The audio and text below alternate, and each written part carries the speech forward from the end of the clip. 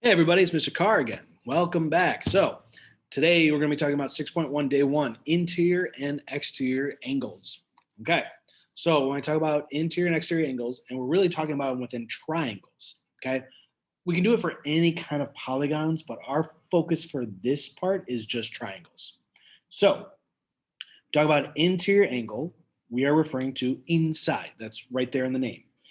Interior, inside. Okay, exterior angle means that's on the outside. Okay, it's on the exterior. I think trying to think of like maybe extra. It's more. It's above, I guess, more than whatever we're looking at here. So if I look at my triangle, was sloppy writing, but whatever. You look at the interior angles are on the inside, exterior angles. We actually form the exterior angles by taking any triangle side and just extending it further. That's what creates an exterior angle. Okay, so if I do that here, I take a side of the triangle and I extend it there. And if I take this side of the triangle and I extend it there. Okay, that's how we get exterior angles, is what we're referring to. Okay, and the same thing happens in this low image. I extended this side of the triangle, that's what gives me angle D. Okay, a couple of theorems to talk about. First one, hopefully, is not brand new. Hopefully, you've done this before. Triangle sum theorem. The sum of the measures of the interior angles of a triangle is 180 degrees. Okay, so no matter what triangle you're dealing with in non-Euclid or in Euclidean geometry, okay, so if I look at these three angles here, A, B, and C, I don't know what they are, but because they form a triangle, I know they have to add up to 180 degrees. So how does that work for this problem? We're just going to set up an algebra problem by doing this here. Here, even though I don't know the actual measures of any angles, I can do an algebra problem like this, which is 8x plus 5 plus 5x minus 1 plus 4x plus 6 equals 180. There's my three angles. So it's just an algebra problem. Okay, so we're going to go ahead and solve that. Let's combine my like terms. So I've got, let's do highlighting. I like that. X is here, okay? And then I've got numbers here. So we'll combine our like terms. So I've got 8x, 5x, and 4x. They come together to make 17x. 5, negative 1, and 6, that's going to be 5 minus 1 is 4, plus 6 is 10.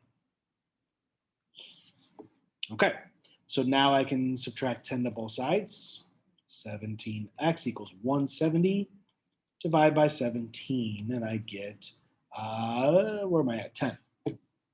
Okay, pretty straightforward, right? Now, I didn't ask anything else on this problem. I actually technically didn't ask anything on this problem. If I want to take it one step further, I can actually take my 10 and plug it in now.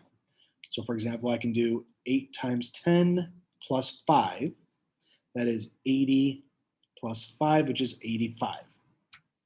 Okay, 5x minus 1, so that's 5 times 10 minus 1.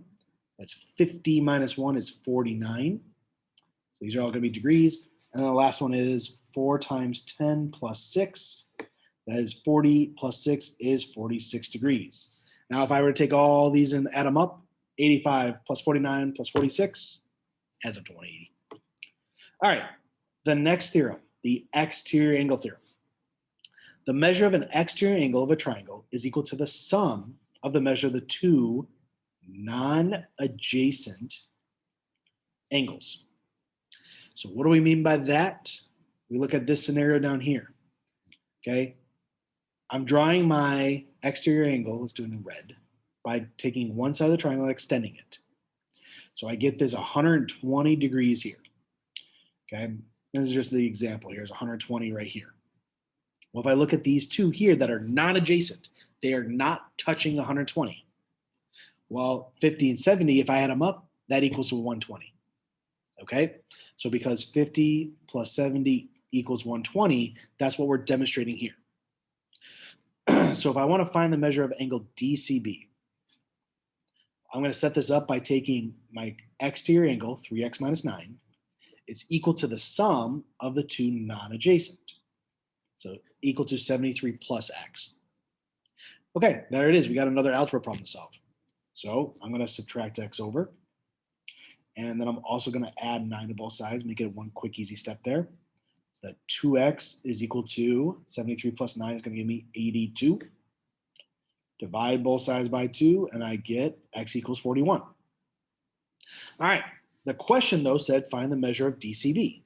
DCB is that. It's 3x minus 9. So that's my final step. The measure of angle DCB is going to equal to 3 times 41 minus 9. So the measure of DCB is equal to 123 there, minus 9. And that is going to give me 114 degrees. Okay. And just for the fun of that, let's compare this. X was 41, which is the same as that angle. Does 41 plus 73 equal 114? There it is. It does. All right. So we are good on that one. So that's what we're going to do for these next couple of examples. We're just going to apply some of our triangle properties here. Okay. So first step is we've got find the measure of the exterior angle of the diagram shown. Same exact setup we just did. Okay. The next one's a little bit trickier, but this first one is going to be exactly the same thing. 3x plus 16 is equal to 52 plus 2x. So I'm going to subtract 2x over and subtract 16 over. So that's gone and that's gone. So I end up with x. I end up with 52, that's 40, that's 36. Okay, now it says find the exterior angle. So I want to find that angle there. So that means the measure of angle DCB is equal to 3 times 36 plus 16. So that's going to give me, what's that? That's 90 and 18. That's 108 plus 16. The measure of angle DCB is going to give me 124. Okay, that's it. Exterior angle equal to the sum of the two non-adjacent. And like exterior angle, two non-adjacent angles right there. Here, it's a little bit trickier because here's my exterior angle. Here's the two non-adjacent. So if I do that, I do 12x plus 4y. Here's my exterior angle is equal to the sum of 7x plus 14y. Well, here's what's weird about that. I've got x's and y's. If I try to solve this, let's just bring it all over to one side. If I subtract 7x and subtract 14y, subtract 7x, subtract 14y, I get 5x minus 10y equal to 0. That doesn't help. I got two variables. I guess I'm done, right? Time to call it a day. I'm done. No problems. Nothing else to do. Except I can use some other angle relationships. For example, right here. This, if you remember from before, is forming a linear pair. So that linear pair adds up to 180. So for a second equation, I can actually do 12x. I'm going to run out of space. Let me draw that somewhere else. Okay, so I'm going to kind of do this way. I'm going to do 12x plus 4y plus 4x equals 180. Okay, so that means I can combine my x's together. So I get 16x plus 4y equals 180. Well, now I still have a second equation with two variables. I really need to think back to your algebra here because when I have two equations with two variables, that's a system of equations. I can solve this in a couple ways, substitution or elimination. Hopefully that sounds familiar. All right, so I'm going to compare these two here to here. And let's see here. So the goal with, I prefer elimination, so that's what I'm going to stick with. The goal with elimination is to have the same value, but opposite signs. Now, normally we would do it with multiplication, but here's the thing. I can actually divide. I can multiply by technically fractions here. Watch what happens if I multiply this by 1/5. That's going to turn into, let's see here. I got a little bit of space down here, so let's bring it down here. So 1/5 times 5x is going to give me x. 1/5 times a negative 10 is going to give me negative 2. And 0 times 1/5 is 0. Okay. For the second one down here, I'm going to multiply everything by 1/4. Nah, 1/2. I'm going to do 1/2. The reason I want to do 1/2 is that's going to give me a positive 4y is going to turn to a positive 2y. That makes it quick and easy for elimination. So if I take 1/2 times 16, that's going to give me 8x. 1/2 times a positive 4 is going to give me a positive 2. And 1/2 times 180 is going to give me 90. There we go. So x plus 8x is 9x. Cancel out. 0 plus 90 is 90. Divide by 9. X equals 10. That's a little bit frustrating because we don't have a lot of space to work with here. Okay, the bottom line is we got x now. We can find y by doing this. We can do 10 minus 2y equals 0. Subtract that over, so I get negative 2y equals a negative 10. Divide by negative 2, and I get y equals a positive 5. Remember, the goal was to find the exterior angle, so I'm going to go ahead and just plug that in here. So my exterior angle is going to be 12 times 10 plus 4 times 5. So 12 times 10 is 120. 4 times 5 is 20. 140 degrees. Whew. I know a lot of work there, especially because it's a system of equations as your algebra. But make sure you are aware of like any algebra skills that you might need. Remember, if you feel like you're lacking on something, please talk to me. I can definitely help you out with the algebra. All right. Find the measure of interior and exterior angles given these various situations. This is a really neat one here because we're going to apply a couple different concepts. So to start, I've got these two angles that are known. This little angle is an unknown. Well, the first thing I can do is I can look at that angle here. Let's call it y for now. So I can take y plus 61 plus 73 and set that equal to 180. That's the interior angle theorem. Okay, so then I got y plus, let's see, that's 134 equals 180. Subtract that over, and I get that. Y is going to equal to 46 degrees. Okay, so that means that y right there is 46 degrees, which is angle SRT. Well, thanks to vertical angles, that one is also y right there. Those are the same exact angles.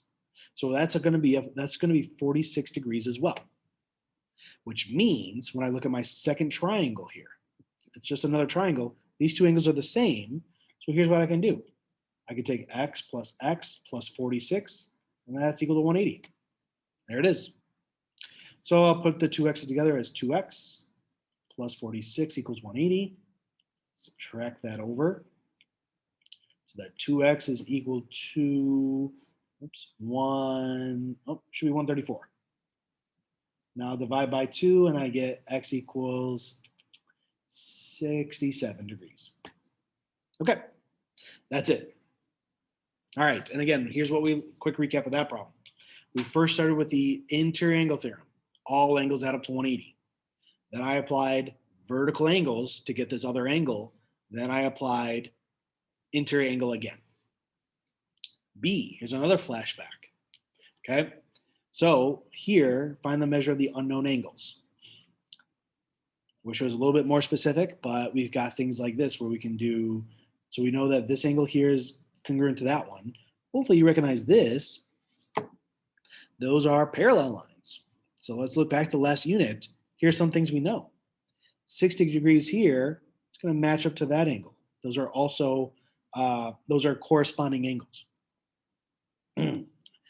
From there, I'm going to go ahead and look at this idea. That's an exterior angle. And again, exterior because I've extended one of the sides of my triangle. Doesn't matter which triangle I'm looking at. So we'll call this x here. And I mean, that's the same thing, that's x there.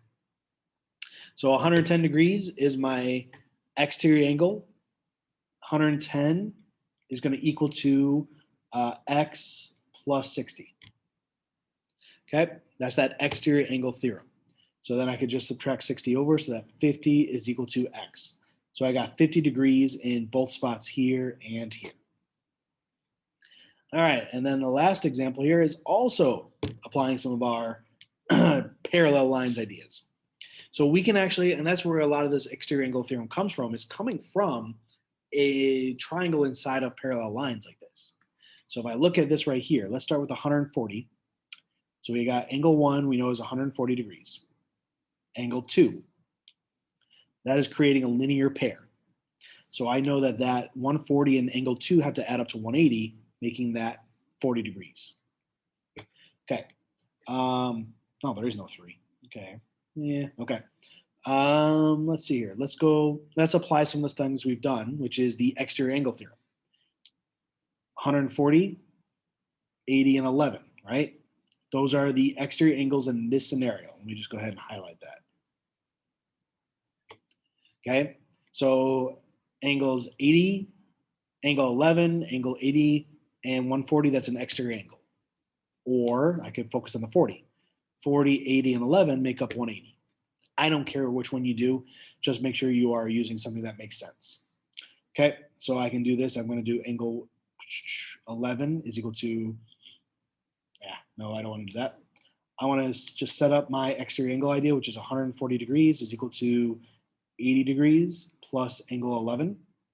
Subtract that over and I get 60 degrees is equal to angle 11. All right, so that's going to be 60 right there. Let's go ahead and get rid of the highlighting now. All right, so I've got angle 12. That makes a linear pair again. So that means angle 12 is going to equal to 180 minus 60. Because again, 60 degrees and 12 are, angle 12 are going to make 180 degrees because they're a linear pair. So that means angle 12 is going to be 120 degrees. What else do I need? I need 10 and 8 there. So from there, I'm just going to apply my concepts of parallel lines. So we look at, for example, angle 8 and 12. Those are consecutive interior angles, just like 10 and 1 are. Consecutive interior angles are supplementary. So that means angle 8 plus angle 12, which is 120 degrees, adds up to 180. So angle 8 is equal to 60. Now I could have done a shortcut because 8 and 60 are actually alternate interior angles. So 8 and 60 are going to match up, which means angle 10 and angle 2 are going to match up for the same exact reason. They're alternate interior angles. All these old terms are coming back to haunt us, huh? It's almost like there's a reason for the order we do our units, huh? Yeah. So that means that angle 2 is equal to angle 10. So that means that angle 10 is equal to 40 degrees. All right. So we're applying multiple concepts. We got interior angle theorem, exterior angle theorem, but then we got all those old angle relationships still coming back to haunt us. I don't want to say haunt, that's negative. Coming back to, we can enjoy using it again, right? Okay, so that's it for 6.1, these two ideas. Remember, that's our summary. The two new ideas is triangle sum theorem and exterior angle theorem. That's it for today. All right, I will talk to everybody later. Have a good day.